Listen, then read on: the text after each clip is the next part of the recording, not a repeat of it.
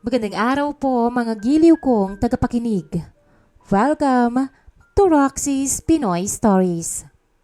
May mga tao sa buhay natin na kung mahalin tayo ay wagas. Kaya dumarating sa punto na akala natin ay kahit na anong gawin natin, hindi sila mawawala at patuloy tayong iintindihin hanggang sa wakas. Ngunit ito ay isang malaking kabulaanan lamang. Dahil ang tao ay meron ding limitasyon.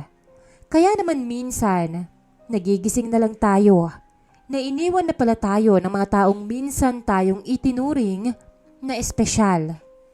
Magandang araw po sa inyo, Miss Roxy. At pati na rin po sa inyong mga tagapakinig. Itago nyo na lamang po ako sa pangalang Jason. 26 years old po ako at kasalukuyang nagtatrabaho bilang isang third officer sa isang malaking cargo ship. Sumulat po ako sa inyo para nang sa ganon ay mailabas ko itong mga bagay na bumabagabag sa dibdib ko. Dulot po ito ng mga pagkakamali na aking nagawa dala ng hindi ko magandang mindset noon.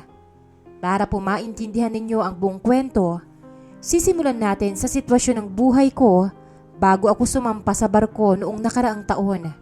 7 taon na po ang relasyon namin ng girlfriend kong si Sarah bago po nangyari ang lahat.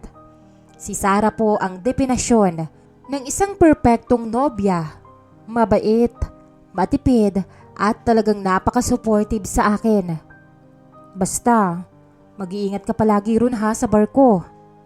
Huwag mo kaming alalahanin dito ni Mama. Mag-iipon ako para sa pangarap nating bahay. Palaging bilin sa akin ni Sarah tuwing bago ako sumampa. Alam ko naman na yun, para sa atin naman itong pagpapakapagod ko. Konting tiis na lang at makakapagpakasal na rin tayo. Sagot ko naman sa kanya noon habang hawak ang kamay niya. Pero aaminin ko po, Miss Roxy, noong naging third officer na ako at nagsimulang kumita ng malaking pera buwan-buwan, dahan-dahang pumasok sa utak ko ang isang nakakainis at napakayabang na mindset. Pakiramdam ko po noon dahil ako ang nagpapakapagod sa gitna ng karagatan at nagtitiis sa lungkot. Deserve ko na maging malaya at magpakasaya kapag malayo ako sa Pilipinas. Iniisip ko na dahil ako naman ang nagpapadala ng malaking allowance, okay lang na magkaroon ako ng sarili kong mundo. Naging kampante ako na hindi ako iiwan ni Sarah dahil hawak ko siya sa pera. Nakalimutan ko na ang tiwala ay hindi nabibili ng dolyar. Huling kontrata ko na po noon kung saan nakasama ko si Elena, isang 24 years old na messman. Siya ang kauna-unahang babaeng katrabaho na nakasama ko sa iisang sampa dahil madalas ay puro lalaki ang mga seaman. Maganda si Elena, masayahin at napakamoderno ng porma. Dahil pareho kaming Pilipino at halos magkaedad lang, madali kaming naging close. Tuwing gabi pagkatapos ng duty ko ay madalas kaming nagkukwentuhan. Sir Jason, kape po muna. Mukhang pagod na pagod kayo sa bridge ngayon ah. Bungad sa akin Elena isang gabi habang naglilinis siya sa mess hall. Ako, salamat Elena ha. Sobrang sakit ng ulo ko sa mga bagong paperworks ngayon. Buti ka pa, palaging mukhang relax. Sagot ko naman habang nauupo sa tapat ng lamesa. Mukha lang pong relax sir, pero ang totoo, nakakapagod din kayang maging utusan dito sa barko. Nakakamiss din ang Pinas. Natatawang sabi ni Elena habang nagpupunas ng lamesa sa tabi ko. Noong una po, Miss Roxy, normal na kwentuhan lang ang meron kami. Nabanggit niya na may boyfriend din siya sa Pinas na isang call center agent.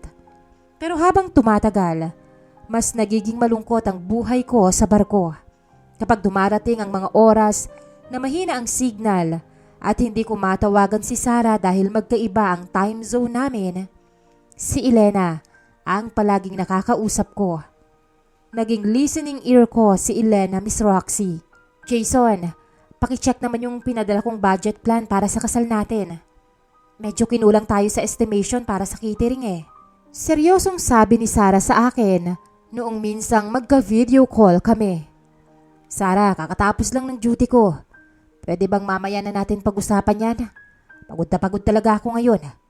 Naiinis na sagot ko sa kanya. Ganun ba? Pasensya ka na ha. Gusto ko lang naman na maging maayos ang lahat bago ka umuwi. Sige, magpahinga ka na muna. Malungkot na sabi niya bago pinatay ang tawag. Naging mabigat para sa akin ang usapan namin ni Sarah. Samantalang kay Elena ay puro tawanan lang at walang pressure. Ginamit ko itong katwiran sa sarili ko. Sabi ko sa isip ko, stress na nga ako sa trabaho, tapos stress pa ang maririnig ko sa nobya ko. Kaya dahan-dahang lumayo ang loob ko kay Sarah nang hindi niya nalalaman. At mas naging excited naman ako na makasama si Elena tuwing gabi. Alam ko naman po na mali, pero nabulag ako ng ideya na pansamantala lang naman ito at walang makakaalam dahil nasa gitna kami ng karagatan. Hanggang sa dumating ang isang gabi noong nasa Anchorage kami, malapit sa port ng Singapore habang naghihintay ng schedule ng barko. Katatapos lang ng isang nakakapagod na duty dahil maghapon kaming nag-ayos ng mga papeles para sa port clearance. Pumunta ako sa may deck para magpahangin at tumingin sa mga ilaw ng Singapore mula sa malayo. Ilang minuto lang ang lumipas ay lumabas din si Elena, bit-bit ang 2 tasa ng kape. Sir, mukhang malalim po ang iniisip natin Miss mo na ba ang nobya mo? Biro niya sa akin habang tumatabi sa may rehas ng deck. Bumuntong hininga ako at sumagot. Medyo lang, pero mas pagod lang talaga sa trabaho, Elena. Minsan, nakakasakal din pala, no? Kapag pagpasok mo sa kwarto, puro problema at plano sa pera ang pag-uusapan ninyo ng partner mo. Palagi na lang kasing ganun. Tumingin siya sa akin. Alam ko ang pakiramdam na yan, sir. Yung boyfriend ko rin sa Pinas. Madalas walang oras sa akin dahil puyat sa trabaho. Kapag nag-uusap kami, parang pilit na lang. Buti na lang talaga, andito ka sa barko. May nakakausap ako kahit papano. Salamat, Elena. Sa totoo lang, ikaw lang ang nakakausap ko rito. Seryosong sabi ko habang nakatitig sa mga mata niya. Ganon din ako sa iyo, Jason. Parang lalong gumagaan ang trabaho ko kapag alam kong nariyan ka. Bulong niya habang dahan-dahang hinawakan ang mga kamay ko. Sa tindi ng emosyon ng sandaling yon, Miss Roxy, sa halo ng lungkot, pagod at pangungulila, ay tuluyan ko nang nakalimutan ang 7 taon namin ni Sarah. Doon tuluyang gumuho ang lahat ng harang na pinangangalagaan ko bilang isang tapat na boyfriend kay Sarah. Nagkaroon po kami ng relasyon ni Elena. Isang matinding pagtataksil.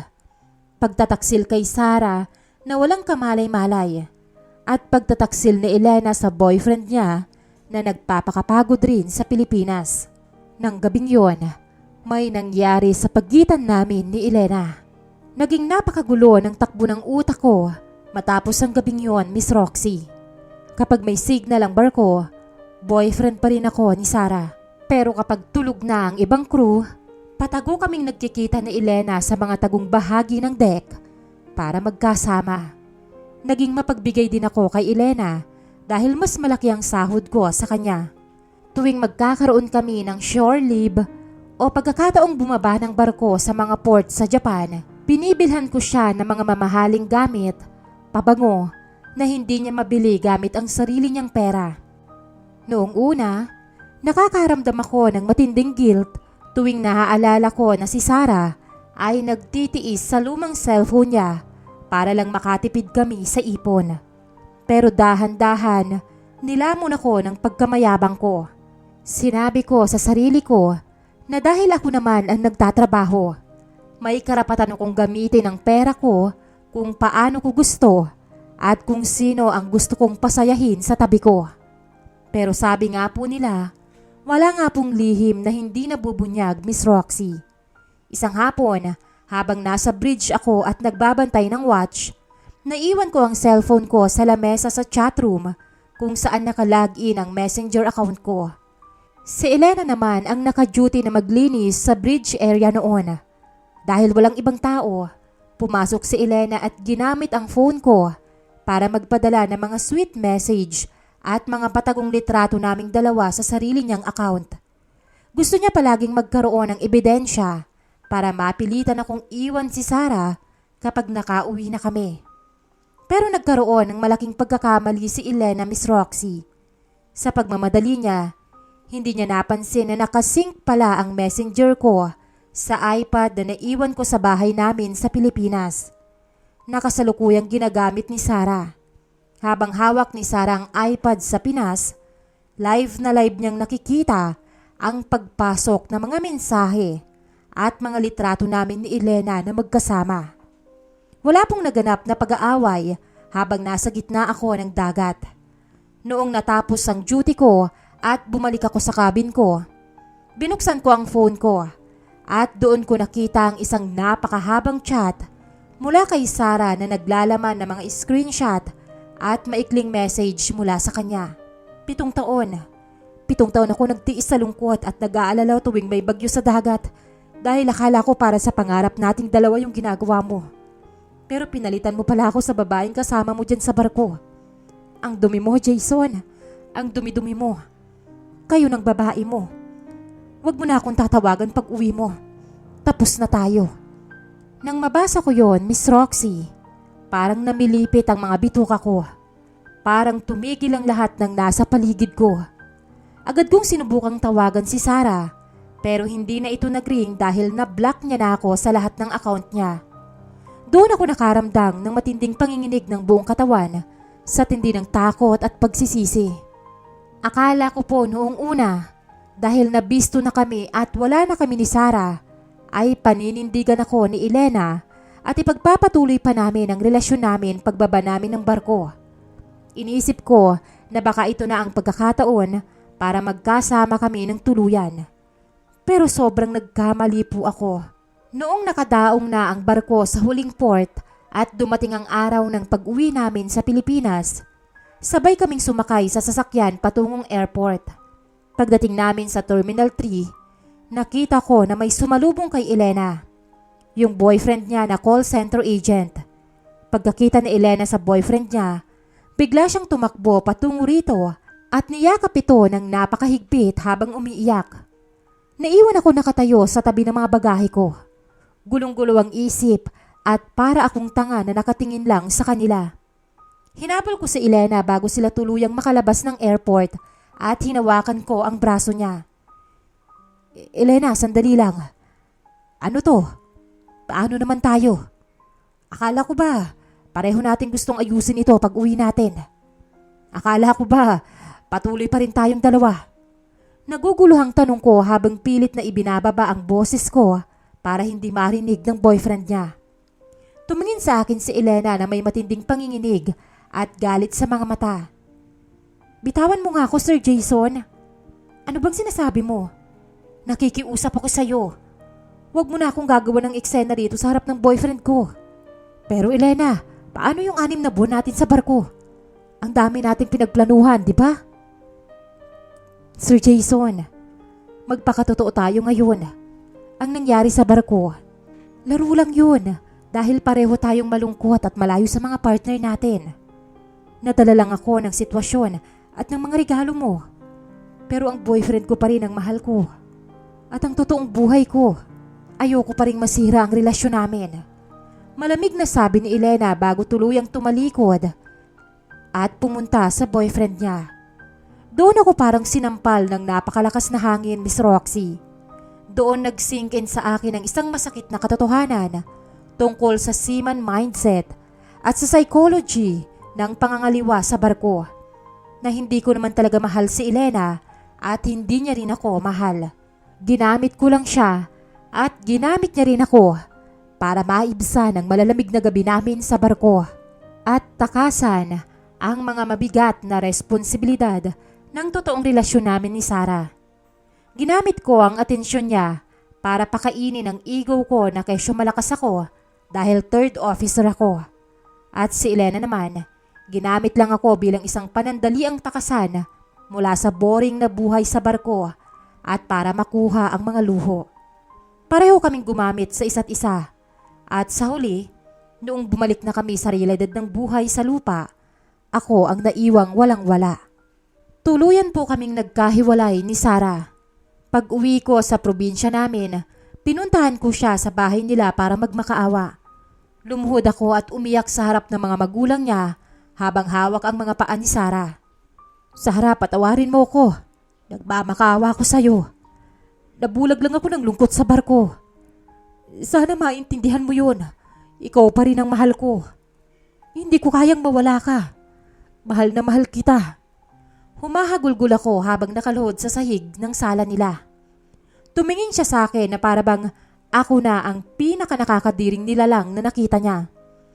Tumayo ka dyan, Jason. Huwag kang magtraban sa harap ng mga magulang ko. Mapapatawad kita bilang tao. Pero hinding-hindi ko na ibabalik ang sarili ko sa isang lalaking walang respeto sa 7 taon naming pinagsamahan. Ang tiwala, kapag nabasag, hindi na pwedeng idikit ng mga dolyar mo. Umalis ka na. Dahil sa tindi ng hiya ko sa pamilya ni Sarah at sa mga kamag-anak namin, napilitan akong umalis mula sa aming bayan. Hindi ko nagawang i-enjoy ang bakasyon ko. Nagkulong lang ako sa isang maliit na apartment sa Maynila. Mag-isa habang hinihintay ang susunod kong sampa. Doon ko naranasan ang tunay na hirap ng konsensya. Ang matulog na umiiyak at ang harapin ang araw-araw na may matinding pagsisisi.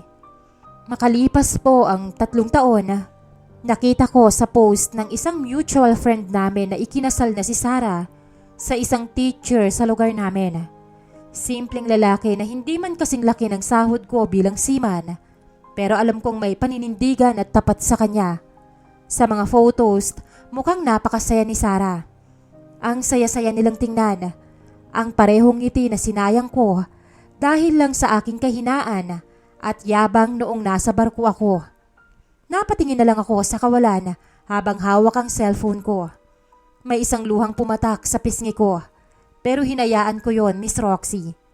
Naisip ko, ito na ang parusa ko. Parusa na kailangan kong panagutan. Ngayong taon, unti-unti ko nang binuo muli ang buhay ko mula sa simula rito sa barko. Mas nag-focus ako sa trabaho ko. Hindi na para magyabang, kundi para makatulong ng maayos sa pamilya ko at para ituwid ang pagkatao ko bilang isang lalaki. Para sa mga listeners natin dyan, lalong-lalo na sa mga kapwa ko seaman at mga working professionals na madalas na malayo sa pamilya, sana po ay may nakuha kayong aral sa kwentong ito. Sana minsan ay maisip ninyo na ang pangungulila o ang distansya ay kailanman hindi pwedeng gawing katwiran para magtaksil at manira ng tiwala ng taong naghihintay sa atin. Ang pagpasok sa isang bawal na relasyon para lang makahanap ng panandaliang escape sa reality ay palaging may kasama na mas matinding pagkawasak sa huli. Ang mga shortcut sa buhay, gaya ng pag-iisip ko na dahil ako ang kumikita ng malaki, ay may karapatan na akong gumawa ng mali, ay may napakalaking singil sa huli. Ang panandaliang aliw na naramdaman ko sa barko ay naging kapalit ng 7 years na relasyon at ng babaeng totoong nagmamahal sa akin nang walang kondisyon.